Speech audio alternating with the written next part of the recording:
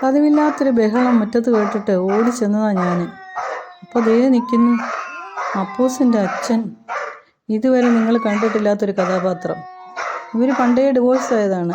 എനിക്ക് തോന്നുന്നു ചുച്ചു ഗർഭിണിയാണെന്നറിഞ്ഞ് ഇവൻ നാട് വിട്ടതാണ്. പിന്നെ ഇന്നാണ് ഞാൻ ഇവനെ കാണുന്നത്. മാക്സിനെ മുറിക്കാത്ത ആ ധൈര്യത്തിലാണ് ഇവനൊന്ന് വീട്ടിൽ കയറി വന്നത്.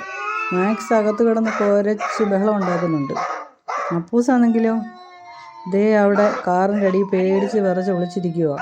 കാരണം തന്തയും തള്ളയും തമ്മിൽ തല്ല് കൂടിയപ്പോഴത്തേക്ക് അവൻ ആരുടെ കൂടെ കൂടണം, എന്ത് ചെയ്യണം, ആകെ കൺഫ്യൂഷനായി. ഇതാണ് ഈ വീട്ടിലെ അച്ഛനും അമ്മയും പിള്ളേരെ കാണാൻ അടി കൂടരുതെന്ന് പറയുന്നത്. കൊച്ചുങ്ങളാകപ്പാടെ വിഷമിക്കും. ആരുടെ കൂടെ കൂടണമെന്ന് അവർക്കറിയില്ലല്ലോ, എന്ത് ചെയ്യണമെന്ന് അവർക്കറിയില്ലല്ലോ. ആ അവസ്ഥയിലാണിപ്പോൾ നമ്മുടെ അപ്പൂസ്. നിങ്ങൾ ഇവനെ കണ്ടപ്പോൾ പെട്ടെന്ന് അപ്പൂസാന്ന് വിചാരിച്ചില്ലേ? അച്ഛൻ്റെ തനി പകർപ്പാണ് മോൻ. എന്നിട്ട് ഇപ്പോൾ വന്നിരിക്കുവാണ് ഈ അച്ഛൻ. ഇനി ഇവൻ്റെ ഉദ്ദേശം എന്താണ്? കൊച്ചിനെ തിരിച്ചു ചോദിക്കാനോ വല്ലതും ആണോ?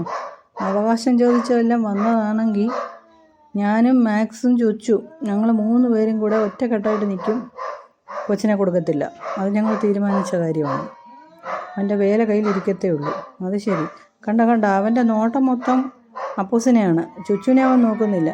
പാവം അപ്പൂസ് അച്ഛനെ ദൂരെ നിന്ന് വീണ്ടും വീണ്ടും നോക്കിയിട്ട് അവൻ പതുക്കെ വലിയുകയാണ്. കഷ്ടം. അവനെ ചുച്ചു ഏഴാലത്തോട്ട് എല്ലാം സമ്മതിക്കുന്നില്ല. അല്ലെങ്കിൽ അച്ഛനും മോനും തമ്മിലുള്ള ഒരു കെട്ടിപ്പിടുത്തവും കരച്ചിലും ഒക്കെ നമുക്കൊന്ന് കാണാമായിരുന്നു. എന്ത് ചെയ്യാം, ചുച്ചു രണ്ടും കൽപ്പിച്ച് നിൽക്കുവാണ്. ഞാനും ഈ ക്യാമറയും കൊണ്ട് രണ്ടും കൽപ്പിച്ച് നിൽക്കുവാണ്, എന്ത് വന്നാലും ഇടപെടാമെന്ന് വെച്ച്. പക്ഷേ അപ്പോൾ അതേ രംഗം പന്തിയല്ലെന്ന് കണ്ട് അപ്പൂസിൻ്റെ അച്ഛൻ സ്ഥലം വിട്ടു. ചുറ്റും രൂക്ഷമായിട്ട് മോനെ നോക്കുന്നു. കൂടെ പോണോടാ എന്നു തോന്നുന്നു അതിൻ്റെ അർത്ഥം. വീണ്ടും ചെന്ന് അവിടെയൊക്കെ പരിശോധിക്കുന്നു. ഇനി കൊച്ചിനെ ആകർഷിക്കാൻ വല്ല അവിടെങ്ങാനും വെച്ചിട്ടുണ്ടോയെന്നായിരിക്കും. അതേ അവൻ്റെ പുറകെ വിടുവാണ്.